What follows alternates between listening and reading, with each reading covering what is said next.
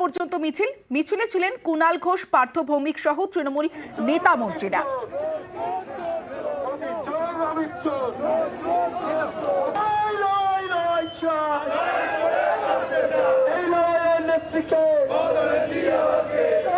একদিকে আজকের ছবি দেখছেন কলকাতায় তৃণমূলের মিছিল, এবং বুধবার একই পথে মিছিল করেন বিরোধী দলনেতা শুভেন্দু অধিকারী। দুটো ছবি দেখছেন, বুধবারের ছবি, গত বুধবারের ছবি এবং আজকের ছবি।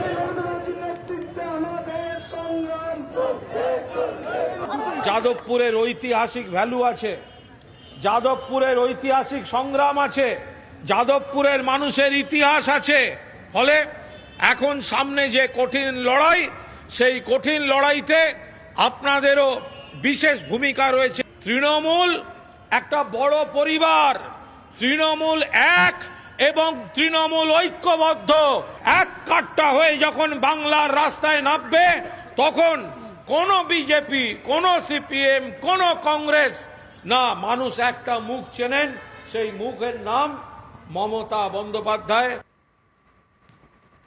আজ থেকে শুরু হলো রাহুল গান্ধীর ভারত জোড়ো ন্যায় যাত্রা। মণিপুর থেকে শুরু রাহুলের